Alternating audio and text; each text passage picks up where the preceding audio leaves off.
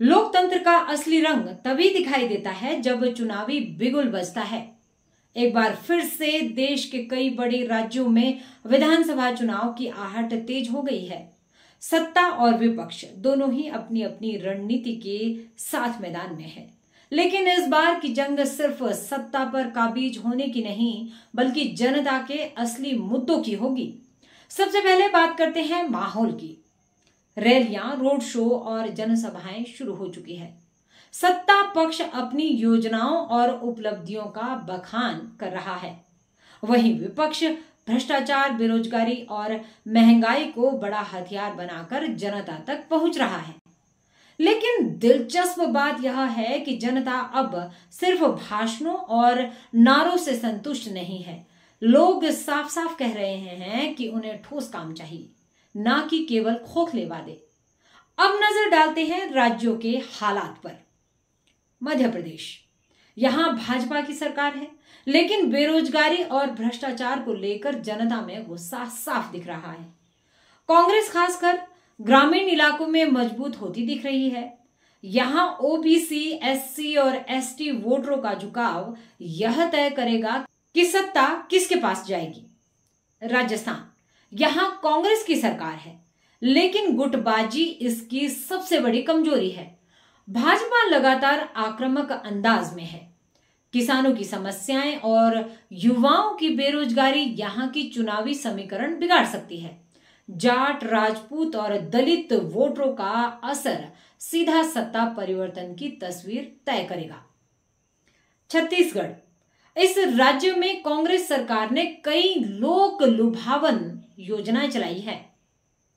किसानों को राहत और सामाजिक योजनाएं चर्चा में हैं, लेकिन नक्सलवाद और युवाओं की बेरोजगारी अब भी चुनौती बन चुकी है। भाजपा ग्रामीण इलाकों में अपनी पकड़ मजबूत करने की कोशिश कर रही है। यहां आदिवासी और ओबीसी वोट निर्णायक होंगे। हरियाणा, यहां भाजपा और जेजेपी का गठबंधन सत्ता में है, लेकिन किसान आंदोलन का गहरा असर अब भी बना हुआ है। बेरोजगारी हरियाणा के युवाओं की सबसे बड़ी चिंता है। कांग्रेस और आम आदमी पार्टी दोनों ही इस बार मैदान में है, और जाट बनाम गैर जाट समीकरण यहां सत्ता की दिशा तय करेंगे। महाराष्ट्र, राजनीतिक उथल पुथल के बाद भाजपा और शिंदे गुट की सरकार बनी है, लेकिन विपक्ष ने कांग्रेस, उद्धव ठाकरे की शिवसेना और शरद पवार गुट के साथ एक मजबूत गठबंधन बनाया है। यहां मराठा आंदोलन का असर चुनाव नतीजों पर सीधा दिखाई देगा। अब बात करते हैं जातीय और सामाजिक समीकरणों की। भारतीय राजनीति में यह सच है कि वोट सिर्फ काम और योजनाओं पर नहीं, बल्कि जातीय और सामाजिक समीकरणों पर भी निर्भर करता है। ओबीसी सबसे बड़ा वोट बैंक है। लगभग हर राज्य में यह निर्णायक भूमिका निभाता है। दलित और आदिवासी वोट कई सीटों पर सीधा असर डालते हैं। उच्च जातियां शहरी और अर्धशहरी क्षेत्रों में भाजपा को मजबूती देती है। मुस्लिम वोट बैंक ज्यादातर विपक्षी दलों की तरफ जाता है।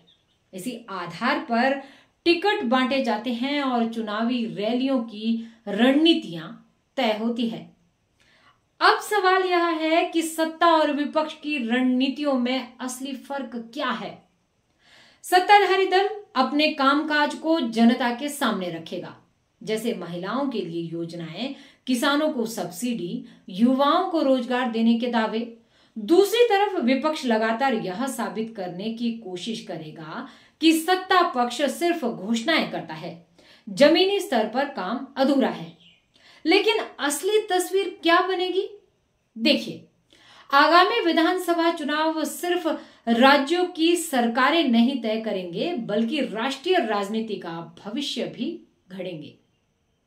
अगर भाजपा अपनी पकड़ बरकरार रखती है तो यह 2029 लोकसभा चुनाव से पहले उसकी मजबूती का संकेत होगा। वहीं अगर कांग्रेस और विपक्षी दल बेहतर प्रदर्शन करते हैं तो इंडिया गठबंधन को एक नई ऊर्जा मिलेगी और केंद्र की राजनीति पर दबाव बढ़ेगा। और आखिर में बात जनता की। लोकतंत्र की सबसे बड़ी ताकत यही है कि जनता सिर्फ नाराजगी नहीं जताती बल्कि बदलाव भी लाती है। इस बार जनता नेताओं को साफ साफ संदेश देना चाहती है कि सिर्फ घोषणाएं और नारे नहीं बल्कि काम चाहिए, पारदर्शिता चाहिए और सबसे बढ़कर ईमानदार राजनीति चाहिए। दोस्तों, चुनावी जंग का असली परिणाम सिर्फ वोटों की गिनती नहीं होगा बल्कि यह बताएगा कि देश की जनता किस दिशा में बदलाव चाहती है। देश दुनिया की खबर जानने के लिए हमारे साथ बने रहे, यानी अखंड भारत 360 के साथ। धन्यवाद। इस तरह की रोचक वीडियो को देखने के लिए हमारे अखंड भारत पेज को फॉलो करना ना भूलें।